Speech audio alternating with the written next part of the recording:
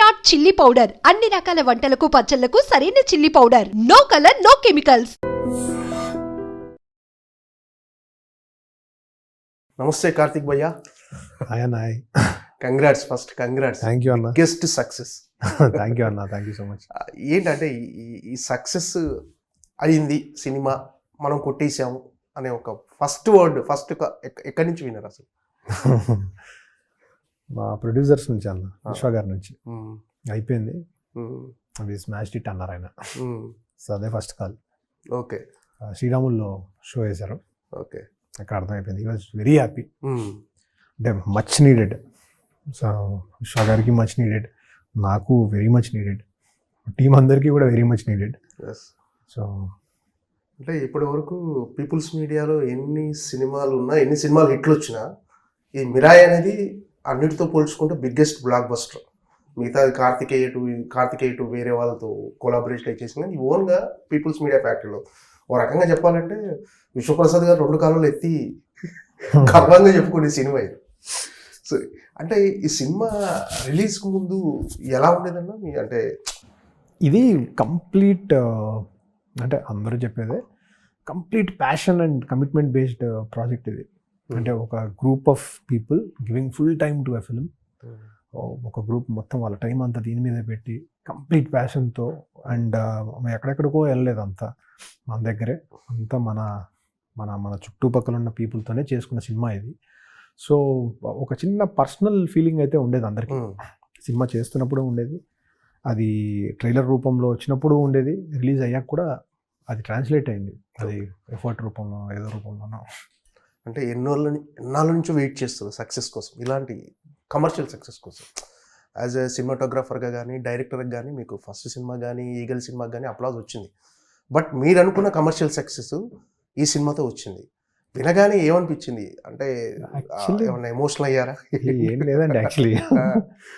అంటే నేను మేబీ 12 yearsగా సినిమాల్లోనే ఉన్నాను కదండి. సో ఐఎమ్ ఓకే, సెటిల్డ్గా ఉన్నారు. ఐఎమ్ సెటిల్డ్గానే ఉన్నాను. నాకేమి వెరీ హ్యాపీ, రిలీవ్డ్ అని చెప్పొచ్చండి. ఇది మచ్ నీడెడ్. ఆప్షన్ అయితే లేదు, ఫెయిల్యూర్ అనే ఆప్షన్ లేదు. ఓకే. సో అది దాటేసామనే హ్యాపీనెస్ ఉంది తప్ప, ఇంకా దీని మీద ఏం చేయాలి అనే ఒక క్వశ్చన్ మార్క్లో ఆగిపోయాను నేను. అంటే ఈ సక్సెస్ అనేది రావటానికి మెయిన్ రీజన్ ఏంటి అనుకుంటున్నారు? ఇంత పెద్ద సక్సెస్ అంటే మీ హార్డ్ వర్కా, కథనా, కంటెంటా, ఏంటి అసలు?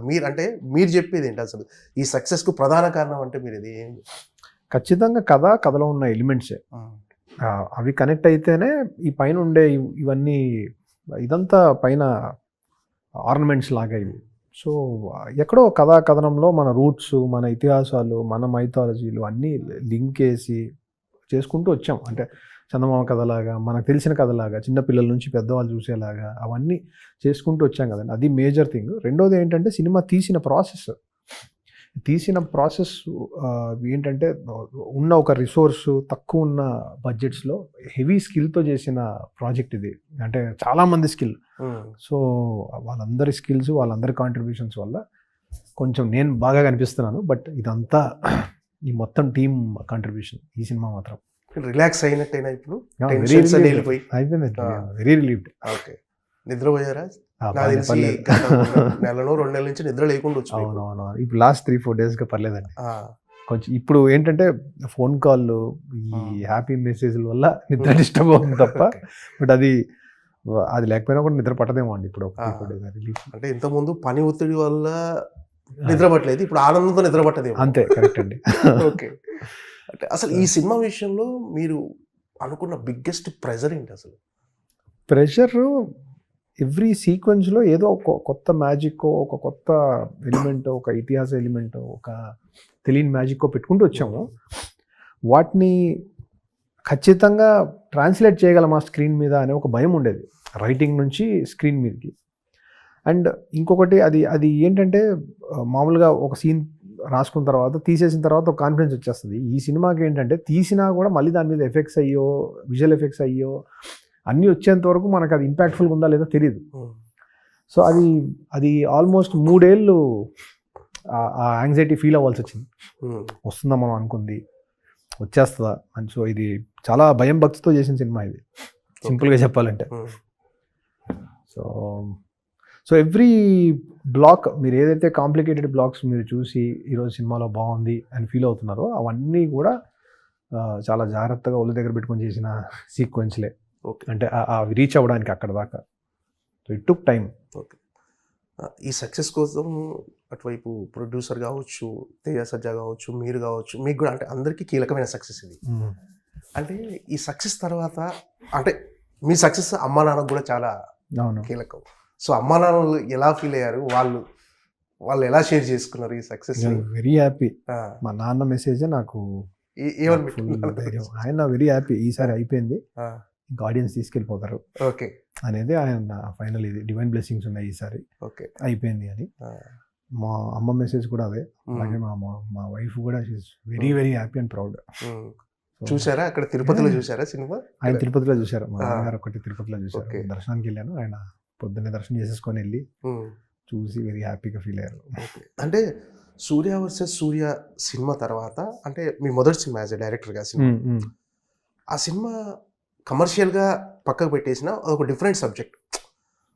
అందులో కూడా సూర్య భగవానుడు ఉంటాడు. అది కూడా ఒక రకంగా డివోషనల్ టచ్ ఉన్న సినిమానే. యాజ్ ఎ డైరెక్టర్గా మీకు మంచి పేరు వచ్చింది, బట్ అది కమర్షియల్గా పెద్దగా పే చేయకపోవచ్చు. దాని తర్వాత మళ్ళీ ఈగల్ చేయడానికి 8 years తీసుకున్నారు. ఈ గ్యాప్లో ఎలా ఉండేదన్న మీ మానసిక ఆలోచన కానీ ఎలా ఉండేది? అంటే మళ్ళీ ఇంకొక సినిమా రావడానికి 8 years పట్టింది.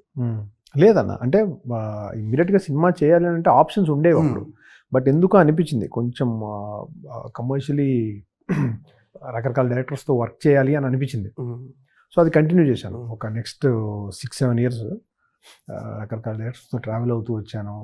సో గాంధీ గారితో, కిషోర్ తరుణ్ గారితో, మా చందు గారితో, నెంబర్ ఆఫ్ డైరెక్టర్స్తో I work and all of it స్లోగా. ఇప్పుడు త్రినాథ్ గారితో ధమాకా అని, కార్తికేయ 2 అని, శివ గారితో నిన్ను కోరి అని, ఇట్లా ఇంతమందితో వర్క్ చేసుకుంటూ వచ్చాను కదండి. నాకు కూడా కొంత అర్థమవుతూ వచ్చింది, ఓకే బిజినెస్ ఎలా జరుగుతుంటుంది, సినిమా ఫైనలీ ఏం జరుగుతుంది, ఆడియన్స్ ఎలా రిసీవ్ చేసుకుంటున్నారు, ఏది ఏంటి, ఈ ప్రాసెస్ కొంత అర్థం చేసుకుంటూ వచ్చాను కొంచెం. ఎందుకంటే నేను వచ్చిన బ్యాక్గ్రౌండ్ కొంచెం టెక్నికల్ బ్యాక్గ్రౌండ్ నుంచి వచ్చాను కదండి. ఈ కమర్షియల్గా రూట్ చేయడము, కమర్షియల్గా హైస్ క్రియేట్ చేయాలంటే ఏంటి, ఎక్కడ హై ఎస్టాబ్లిష్ అవుతుంది, at the same time emotion ఎక్కడ పే ఆఫ్ అవుతుంది, కొంచెం మన కోర్ స్ట్రక్చర్స్కి ఇంటర్నేషనల్ కోర్ స్ట్రక్చర్స్కి చిన్న డిఫరెన్స్ ఉంది. అంటే స్టైల్స్లో వాటిలో అదంతా. ఇప్పుడు కమర్షియల్ సాంగ్స్ ఉంటాయి కొన్ని, అవి ఫస్ట్లో నేను షూట్ చేసేటప్పుడు చాలా ఇబ్బంది పడేవాడిని. స్లోగా నేను ఇప్పుడు అవి బాగా లైక్ చేసే పొజిషన్కి వచ్చాను. అంటే షూట్ చేయడం కానీ, అది వినడం కానీ, చూడడం కానీ, ఇప్పుడు నాకు అది వెరీ ఎగ్జైటింగ్ థింగ్స్. ఒక ప్రాసెస్ ఆర్క్ లాగా. ఓకే. అంటే ఈ ప్రాసెస్లో నేర్చుకున్నారు అంతే, నేర్చుకోవడమే ఇన్ని ఇయర్స్. ఈ గ్యాప్లో అంటే ఈగల్ కంటే ముందు 8 years గ్యాప్ ఉంది కదా, ఈ గ్యాప్లో ఎప్పుడన్నా ఎందుకు మనం సినిమాటోగ్రఫీగా కొనసాగుదాం, మళ్ళీ డైరెక్షన్ ఎందుకు అని ఎప్పుడన్నా డ్రాప్ అవుదాం అని ఆలోచన వచ్చింది అసలు?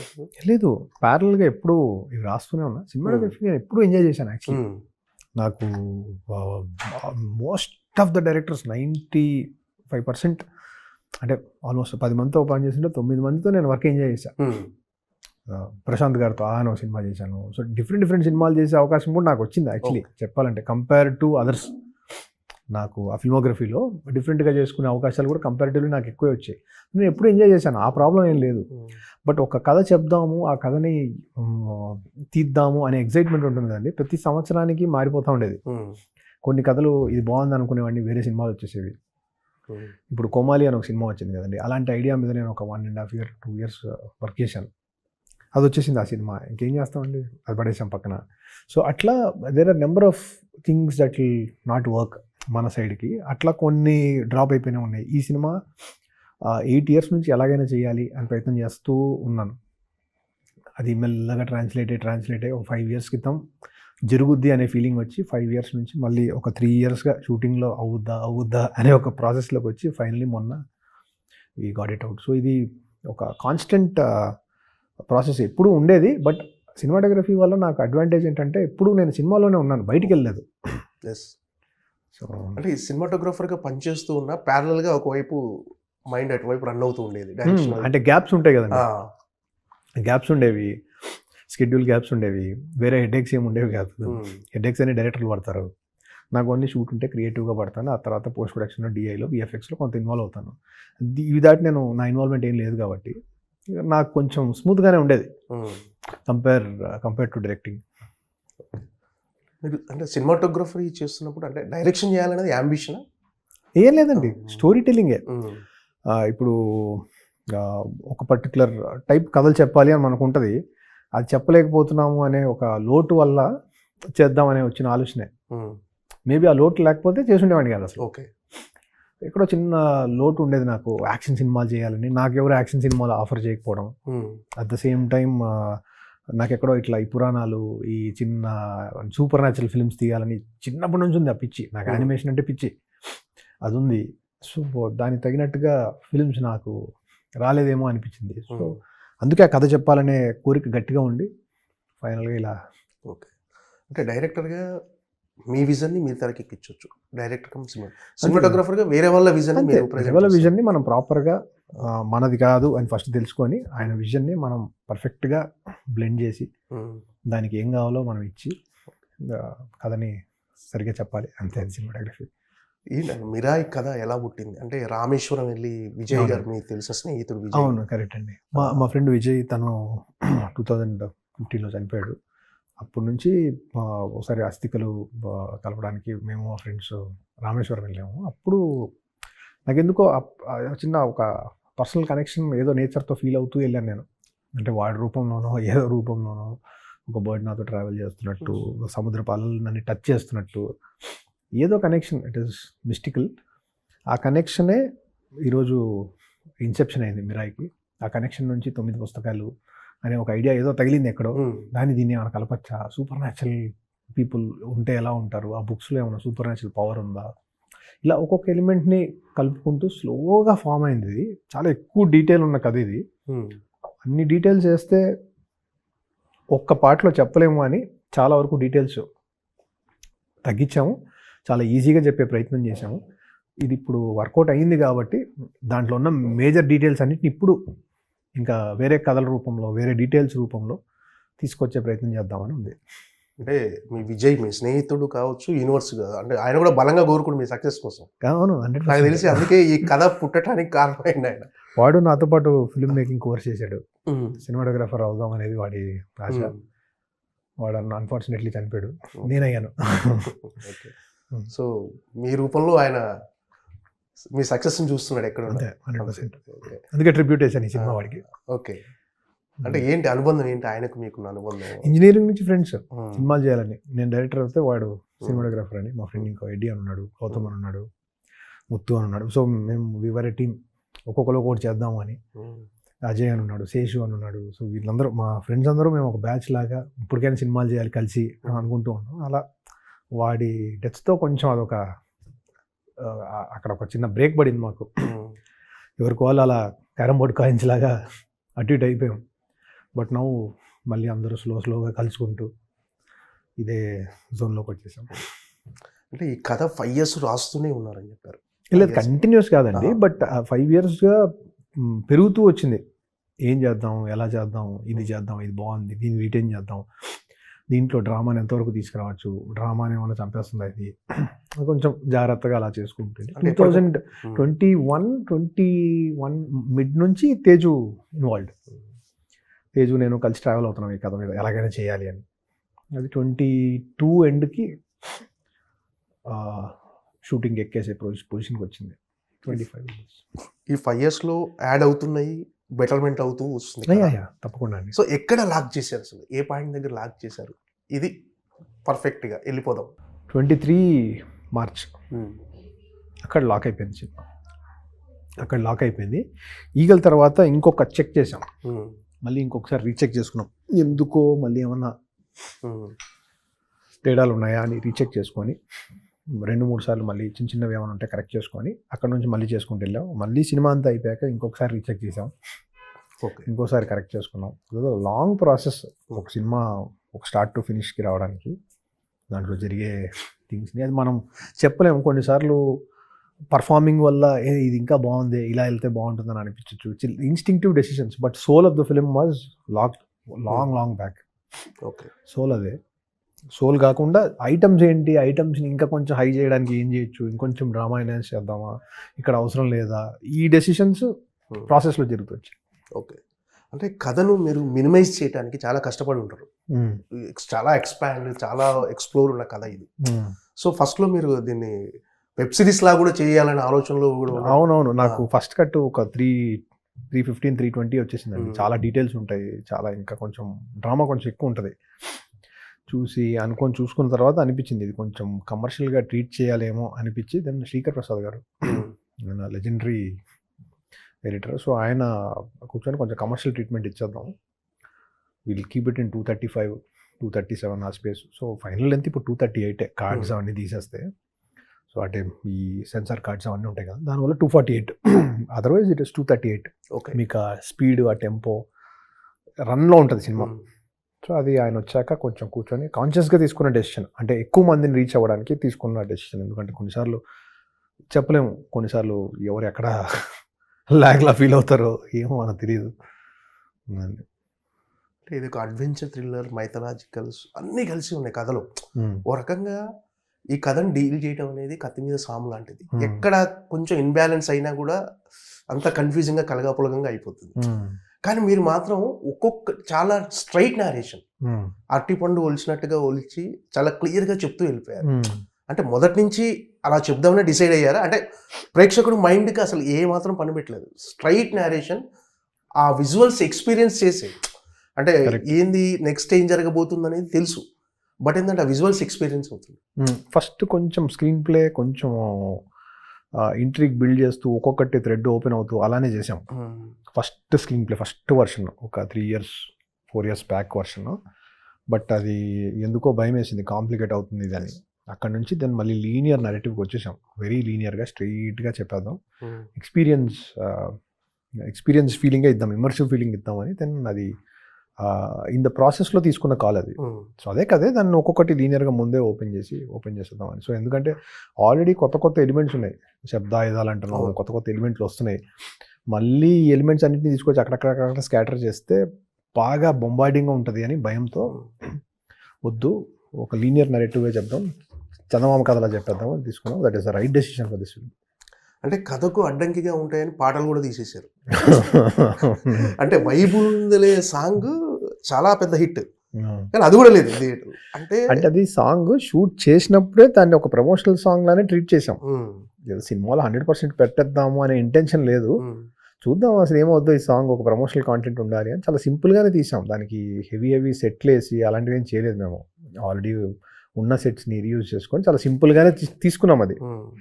అదంత పెద్ద సక్సెస్ అయిపోయి ఈరోజు అందరూ అడుగుతుంటే నాకు అనిపిస్తుంది అంత బాగా రీచ్ అయిపోయింది ఆ సాంగ్, మనం అంత పెద్ద తప్పు చేసామా పెట్టక అని. బట్ ఫ్లోలో చూసినప్పుడు అయితే నాకు కొంచెం డిస్టర్బింగ్గానే అనిపించింది, నాకు కానీ శ్రీకర్ సార్ కానీ అందరికీ డిస్టర్బింగ్గానే అనిపించి తీసేసాం అది.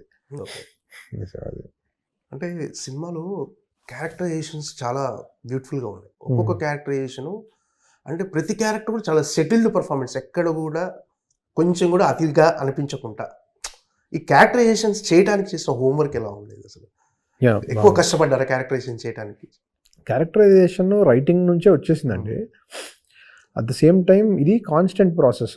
రైటింగ్లో కొంత వీళ్ళు ఎలా ఉండాలి, ఎలా మాట్లాడచ్చు, ఎలా ఉంటుంది, వాళ్ళ బ్యాక్ స్టోరీ ఏమై ఉండొచ్చు అన్నీ రాసాం. అంటే పెద్ద ఎక్సర్సైజెస్ చేసాం ఒక్కొక్క క్యారెక్టర్కి. వాళ్ళకి మళ్ళీ కాస్ట్యూమ్స్ ఇవన్నీ చేస్తున్నప్పుడు మా డిజైనర్ రేఖ వీళ్ళందరూ వచ్చి కాస్ట్యూమ్స్ చేస్తున్నప్పుడు వాళ్ళు మళ్ళీ క్వశ్చన్లు అడగడం, దాంట్లో మళ్ళీ కొన్ని కరెక్టే కదా వీళ్ళు అడిగిన క్వశ్చన్స్ కరెక్టే అనిపించినవి మళ్ళీ సెట్ చేసాం. సో అది కాన్స్టెంట్ ప్రాసెస్. వాళ్ళు మళ్ళీ సెట్కి వచ్చే టైంకి అందుకే చాలా ఈజీగా జరిపోయింది బహుశా. అంటే రైటింగ్లో చాలా డీటెయిల్ ఉండేది, వాళ్ళతో మాట్లాడి వాళ్ళు కాస్ట్యూమ్ వేసుకునేటప్పుడు వాళ్ళు చాలా డీటెయిల్స్ ఇచ్చారు. మళ్ళీ షూటింగ్కి వెళ్ళే టైంకి చాలా క్లియర్గా ఉండేది. అక్కడ ఎప్పుడు క్వశ్చన్ మార్క్సే లేవు షూటింగ్ స్పాట్లో, అలా జరిగిపోయింది షూటింగ్. అంటే ఈగల్ తర్వాత వచ్చిన కథ ఇది. అంటే మళ్ళీ నాకు సక్సెస్ అనేది ఖచ్చితంగా కావాలి, కానీ మళ్ళీ రిస్క్ చేస్తున్నాను, ఇంత పెద్ద కథ తీసుకొని రిస్క్ చేసి ఎప్పుడైనా అనిపించిందా? అనిపించలేదు. ఇది ఎక్కడో చిన్న ఇన్స్టింక్ట్ ఒకటి ఉంటుంది కదండి, అంటే ఫిల్మ్ మేకర్ ఇన్స్టింక్ట్ ఒకటి ఉంటుంది. ఆ ఇన్స్టింక్ట్ వర్కౌట్ అయిపోద్దని తెలుసు, కానీ ఎక్కడో భయం పోయినసారి రిజల్ట్ వల్ల చిన్న యాంగ్జైటీ నర్వస్నెస్ మాత్రం ఉంటుంది. ఏ ఫిల్మ్ మేకర్కైనా ఉంటుందేమో మోస్ట్లీ. నేను ఎక్స్పీరియన్స్ చేశాను, నాకైతే ఉండేది.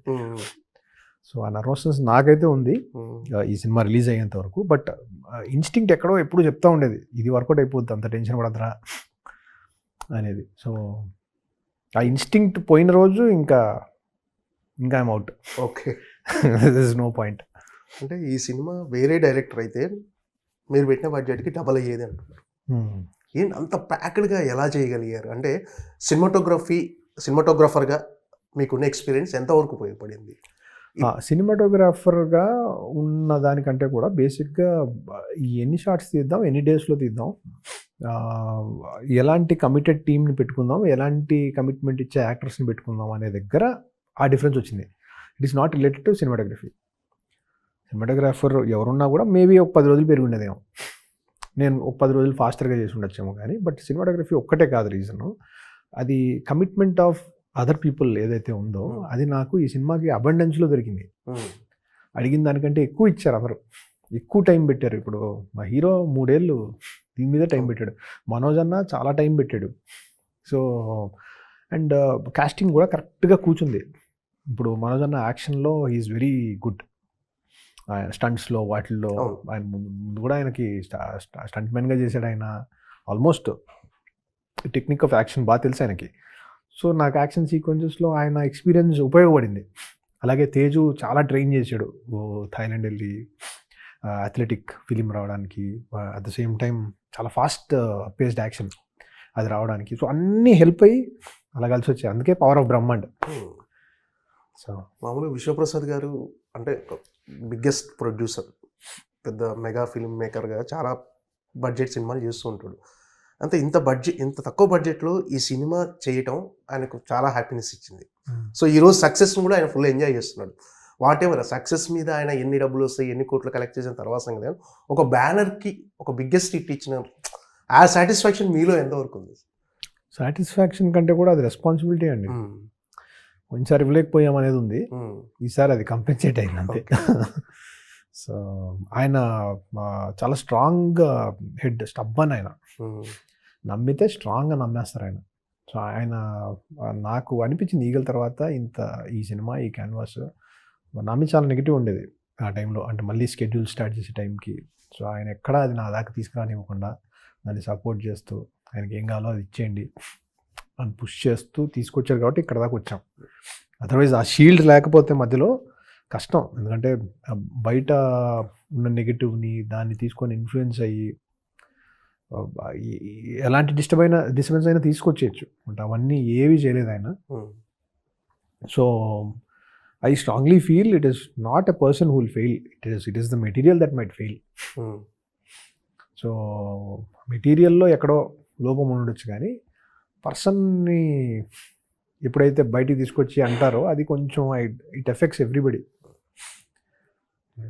దట్టు అంటే ఆయన ఈ మధ్య చాలా ఇంటర్వ్యూల్లో విశ్వప్రసాద్ గారు కొంచెం కంపెనీలో మిస్యూజ్ జరిగింది, చాలా ప్రక్షాళన చేసి చాలా డిపార్ట్మెంట్లో ఆయన ఒక రకంగా ట్రై చేశాడు.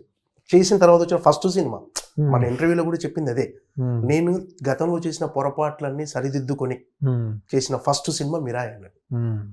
సో అలాంటి సినిమానే సక్సెస్ అవ్వటం ఆయనలో నిజంగా కొన్ని ఆయన తీసుకొద్దామని అనుకున్న మార్పులకి నేను కూడా ఓపెన్ హార్ట్తో చెప్పాలంటే ముందు రెడీగా లేకుండే. బట్ కొన్ని ఆ ప్రాసెస్లో he took very right calls, అవి హెల్ప్ అయినాయి సినిమాకి. అంటే బడ్జెట్ లిమిటేషన్స్ ఏమైనా పెట్టేవారా? లిమిటేషన్స్ ఏం లేవండి, అంటే పెద్ద నెంబరే ఇది కంపారిటివ్లీ. కాకపోతే ఆ సినిమా ఎక్కువ అడుగుతుంది, ఇది చాలా రిస్క్తో కూడిన సినిమానే.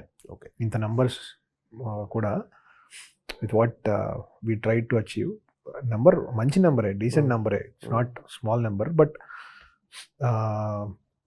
ఇంకా ఎక్కువ అడిగేది సినిమా, ఇంకా కావాలి, ఇంకా చేయండి, ఇంకా క్లైమాక్స్లో ఇంకా యుద్ధాలు చేసేద్దాం, ఇలాంటి ఫీలింగ్ వచ్చేది. చేయగలిగినంత వరకు అయినంత వరకు చేస్తూనే ఉన్నాం ఈ సినిమా. మిగతాది ఆడియన్స్ దేవుడు వాళ్ళకి వదిలేసాం. పాన్ ఇండియా రిలీజ్ అనేది ఒక ప్రెజర్ ఉండేనా ప్యాన్ ఇండియాలో అసలు అవి ఎలా సెట్ అయ్యాయో కూడా నాకు అర్థం కాలేదండి. అది ఏదో ఒక్కసారిగా అయిపోయినాయి, టక టక టక టక అయిపోయినాయి. అటు ధర్మ, హొంబాలే, ఇటు ఏజిఎస్, గోకులం, ఇదంతా 1 monthలో అయిపోయినాయి ఇవన్నీ. ఓకే. లాస్ట్ 2 months బిఫోర్ ఎప్పుడో జరిగింది ఇదంతా, 1.5 2 months బిఫోర్. అప్పటిదాకా నాకే I don't know, I was not sure అవుతుందా. మన టైటిల్ ఏదో మిరాయ్ అని ఉంది, అప్పుడంటే ఏదో హనుమాన్ అనే పేరు ఉంది, కొంచెం వైబ్ వేరు, మన పేరుకి అదంతా వస్తుందా, అంత డౌట్ ఉండేది నాకు. ఏదో 1-2 monthsలో అన్ని షాటర్ అయిపోయినాయి. ఓకే.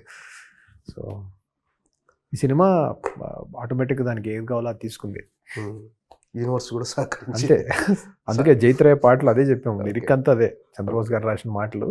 ఓకే. కంప్లీట్లీ. మీరు ఇవన్నీ నమ్ముతుంటారు, డెస్టినీ కానీ యూనివర్స్ కానీ మనకు అంతా కలిసి రావాలేదన్న? డిపెండ్ అవ్వను కానీ నమ్ముతాను, దాని మీద డిపెండ్ అవ్వను. నేను నా పని చేసుకుంటూ వెళ్తాను, అప్పుడు సహకరిస్తూ ఉంటాయి. ఈ సినిమా షూటింగ్ టైంలో మీరు డిఫికల్ట్ పార్ట్ అంటే ఏమంటున్నారు, డిఫికల్ట్ ఛాలెంజెస్ కానీ అంటే ఎక్కడ ఎదుర్కొన్నారు, డిఫరెంట్ ఫేస్ చేసిన ఏమైనా ఉన్నాయా అసలు? డిఫికల్ట్గా అనిపించింది రైటింగ్, వీటిని ఈ రిసోర్స్లో ఎలా చేయాలి అనే ఒక ఫస్ట్ ఫేజే. షూటింగ్ ఫేజ్ నాకు కొంచెం ఇప్పుడు బాగా అలవాటు అయిపోయింది.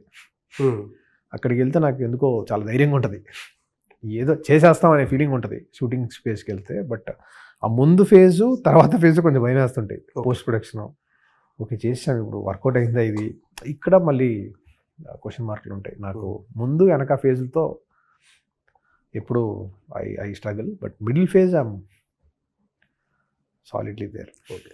ఈరోజు అంటే మనకు ఇంటర్వెల్ బ్యాంగ్ కానీ, మనకు జటాయు, సంపాతి, ఆ ఎపిసోడ్ కానీ అదే ఇంటర్వెల్ ఎపిసోడ్ నెక్స్ట్ సరే అదే జటాయు, సంపంగి, అదే మళ్ళీ క్లైమాక్స్లో కూడా వస్తుంది. సో ఈ 2 సినిమాకు సక్సెస్లో ఎంతవరకు ఉపయోగపడ్డాయి? చాలా అండి, అందుకే పేరు కూడా వేసాం సంపాతి అని, లాస్ట్ క్రెడిట్ వేసాం క్యాస్ట్తో, అందరి క్యాస్ట్తో పాటు ఆ పక్షికి కూడా క్రెడిట్ వేసాం సంపాతి అని. చూడడానికి కొంచెం క్రేజీగా ఉన్నా అనిపించింది, మంచి పాత్ర పోషించిందని. విఎఫ్ఎక్స్ ఈ సినిమాకి చాలా హైలైట్ అంటున్నారు. అవును. మీరు ఎటువంటి కేర్ తీసుకున్నారు? అంటే ఆ మధ్యకాలంలో వచ్చిన ఏ సినిమా విఎఫ్ఎక్స్ బాగున్నా, గ్రాఫిక్స్ బాగున్నా, ఒక సినిమాతో పోల్చి పాప అతని దగ్గర బాగా ఆగిపోతుంది. సో ఈ విఎఫ్ఎక్స్ వర్క్ వచ్చిన తర్వాత చాలా సినిమాలు మళ్ళీ తాము చేసిన సినిమాలు రీకలెక్ట్ చేసుకోవటం కానీ మళ్ళీ చూసుకోవటం, ఒక బెంచ్ మార్క్లా విఎఫ్ఎక్స్ వర్క్లో ఇది మిరాయి ఉండబోతుంది. సో నేను యాక్చువల్లీ సోషల్ మీడియాలో నేను యాక్చువల్లీ అంత యాక్టివ్గా ఉండను. సో వేరే ఫిలింల మీద ఉన్న ఇంపాక్ట్ నాకు అంత డైరెక్ట్గా రావు. ఓకే. సో బహుశా దానివల్ల నేను ఓన్లీ పని ఫోకస్ చేసుకుంటూ ఉన్నాను. సో ఎప్పుడో మా వాళ్ళు చెప్తూ ఉంటేనే అన్న బారాకపోతే ఇలా ఉంటుంది చెప్తే తప్ప ఆ ప్రెషర్ నేను ఎవ్రీడే ఫీల్ అవ్వలే, చేసుకుంటూ వెళ్ళిపోయాం అంతే పని. So one thing about VFX ఏంటంటే దానికి టైం పెట్టాలి. ఆ విఎఫ్ఎక్స్ సూపర్వైజర్ ఎవరైతే ఉన్నారో అతనికి మనం అనుకుంటున్న విజన్ కరెక్ట్గా అర్థం కావాలి. ఇక్కడ రామ్జీ గారు, మా ఫ్రెండ్ ముత్తు ఉన్నాడు, వాళ్ళకి క్లియర్గా నేను అనుకుంది అర్థమయ్యేది. సంపాతి క్రియేట్ చేసిన సృజన్ గారికి ఆయనకు ఒక ఐడియా ఉండేది. ఆ సంపాతిని ఫైనల్ స్టేజ్లో ఎగ్జిక్యూట్ చేసిన జగన్ గారికి ఒక కంప్లీట్ అవేర్నెస్ ఉంది, దీని రెండర్ టైం ఎంత పడుతుంది, ఎలా చేయించుకోవాలి, ఏది ప్రాబ్లం ఉంది, ఎక్కడ ఎట్లా సెట్ చేసుకోవాలి అనేది. సో మనం కరెక్ట్గా డిస్టింక్టివ్గా ఎగ్జాక్ట్గా ఏం కావాలో చెప్తే చాలు, మిగతావన్నీ అది రైట్ సెట్ ఆఫ్ పీపుల్ ఉంటే చాలు. ఇట్ ఈస్ లైక్ కాస్టింగ్, కరెక్ట్గా క్యాస్ట్ చేసుకొని కరెక్ట్గా వాళ్ళందరినీ సేమ్ పేజ్లో పెట్టుకుంటే చాలు. అన్ని లాంగ్వేజ్లు సినిమాకి మంచి రెస్పాన్స్ వస్తుంది, అన్నిట్లో రేటింగ్లు కూడా అదిరిపోయాయి. ఈ మధ్యకాలంలో ఏ సినిమాకి రాని రేటింగ్స్ వచ్చాయి, యూనివర్సల్గా ఒకే రేటింగ్స్ ఉన్నాయి అందరు 3.5 3. ఇన్ని మధ్యలో కూడా 1-2 ఏది మన వెంకటేష్ మహా క్యారెక్టర్ కానీ, నెక్స్ట్ మన కిషోర్ తిరుమల గారి క్యారెక్టర్ కానీ కొంచెం కథకు అడ్డుపడ్డాయని కొన్ని విమర్శలు వస్తున్నాయి. కానీ సినిమాలో కొంత ఎంటర్టైన్మెంట్ పంచింది ఆ క్యారెక్టర్సే నిజం చెప్పాలంటే. బట్ మీరు ఎలా రిసీవ్ చేసుకున్నారు వీటిని? మీ వరకు వచ్చాయి అసలు ఇలాంటి కామెంట్స్ ఏమన్నా? వచ్చాయి ఆబ్వియస్లీ వచ్చాయి. నాకేంటంటే చూసినప్పుడు నేను ఎంటర్టైనింగ్ అనే అనిపించింది. నాకు అవి ఏదో చిన్న రిలీఫ్ ఉండాలి అనిపించింది. ఇంత కథ చెప్తున్నప్పుడు చిన్న రిలీఫ్ బ్లాక్స్ ఉండాలి అనిపించింది. దానికి వాళ్ళు గట్టి న్యాయం చేశారనేదే నా ఫీలింగ్. ఏదైనా చెప్పాలంటే నేనే వాళ్ళ పాత్రలకి ఇంకొంచెం న్యాయం చేయలేదు అనిపించింది. అక్కడక్కడ బిగినింగ్లో ఇంకొంచెం సీన్స్ తీసాము, కొంచెం సినిమా స్పీడ్ కోసం అవి కొంచెం త్యాగం చేసాము. అవి ఏమైనా పెట్టుంటే మేబీ డిఫరెన్స్ ఇంకొంచెం ఎక్కువ ఉండేదేమో, but I'm very happy with the track. Okay. వాళ్ళు they have given their everything okay. And it work for the film అన్న గట్టి నమ్మకం. అవి ఎక్కడో చిన్నపిల్లలు వాళ్ళు చూస్తున్నారు కదా, చిన్నగా సరదాగా నవ్వుతున్నారు. అవును.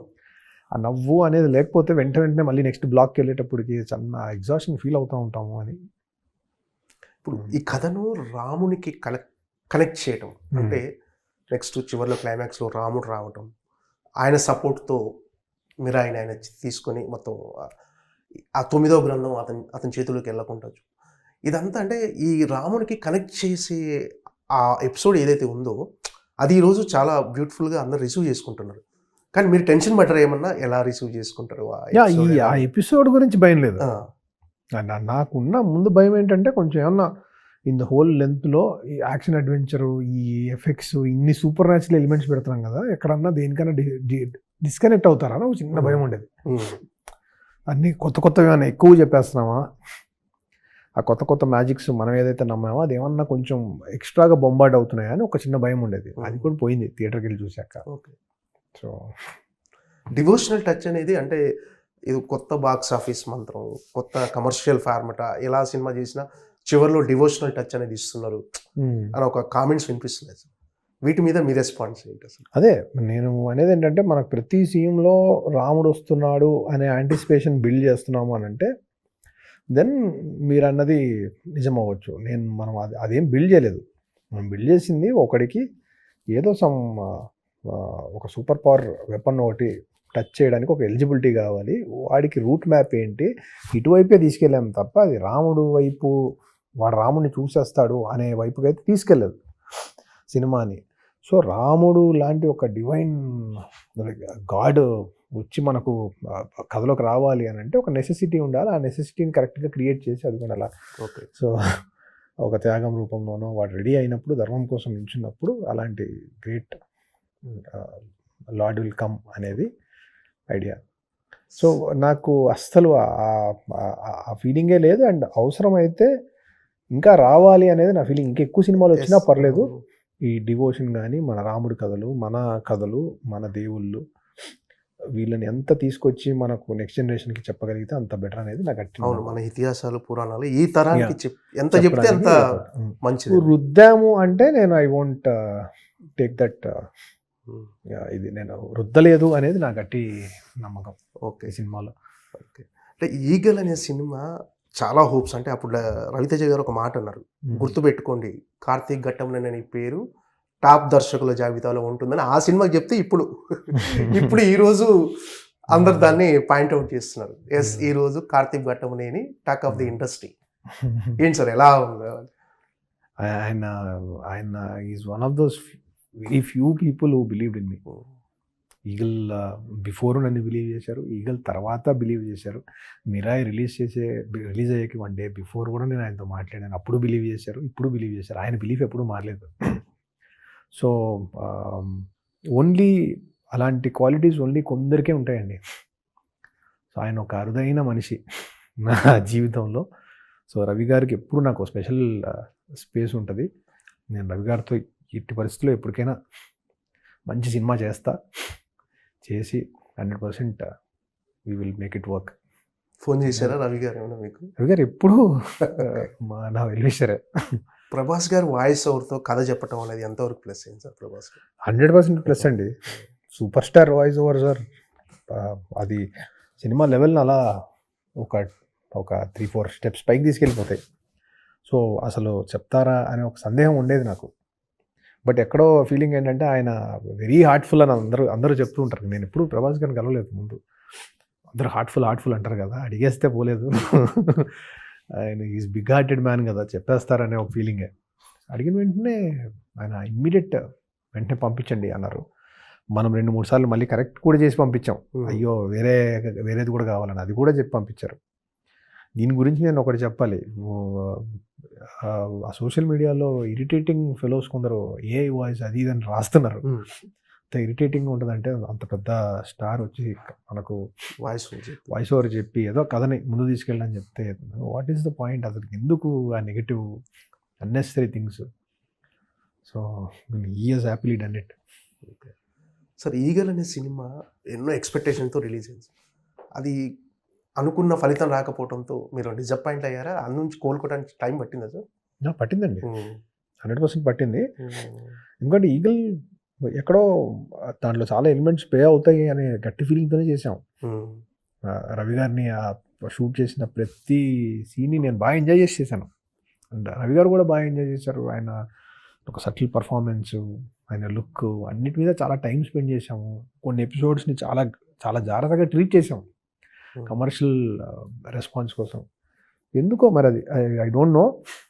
ఇంక ఇప్పుడు దాన్ని డయాగ్నోస్ చేస్తే రకరకాలుగా అనిపిస్తుంటుంది, బట్ చేయడం అనవసరం అనిపించి move on, what is the best అని ఇటు వచ్చేసాం. ఆ టైంలో మీకు సపోర్ట్ ఇచ్చిన వాళ్ళు గట్టిగా లేదు? ఫ్యామిలీ అండి, first family, then my team.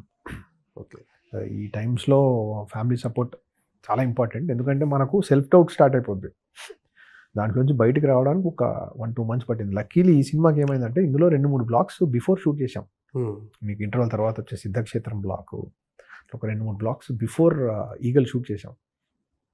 So ఆ బ్లాక్స్ చూసుకున్నప్పుడు ఇది వర్కౌట్ అవుతుంది, దానికి దీనికి సంబంధం లేదు. దాని మెటీరియల్ వేరు, దీని మెటీరియల్ వేరు, ఈ ఐడియా వేరు, ఆ ఐడియా వేరు. Let's not get confused. ఆ స్పేస్లోకి రావడానికి ఒక 1-2 months పట్టింది.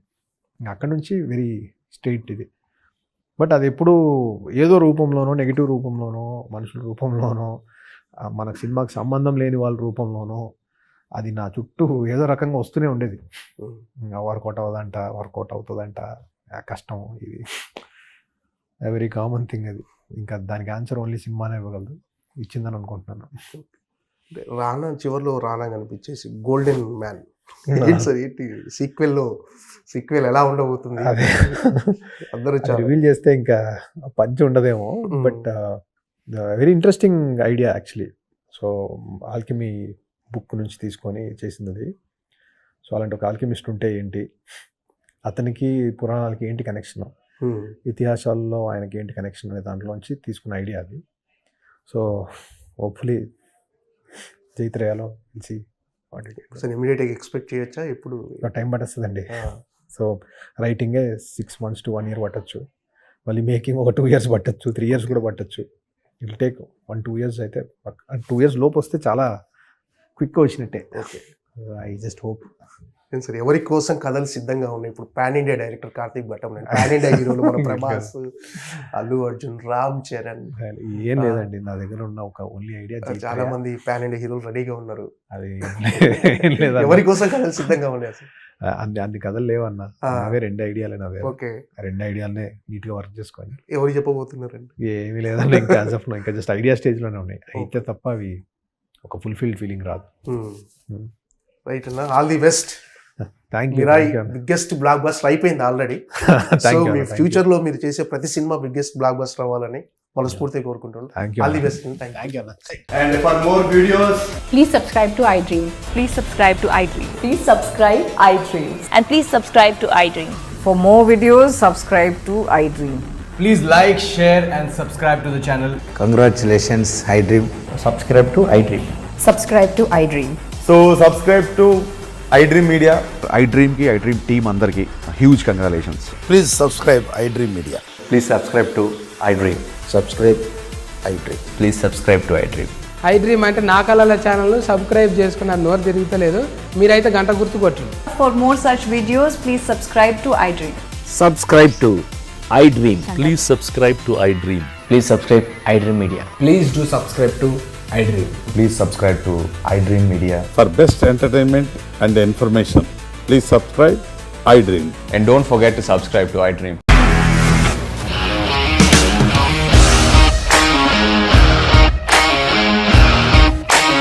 ఇండస్ట్రీలో కమిట్మెంట్ ఇష్యూస్ వస్తే నీకు కూడా వచ్చినట్టు మార్నింగ్ తీసుకెళ్ళాలంటే కొట్టి పడేసాడు.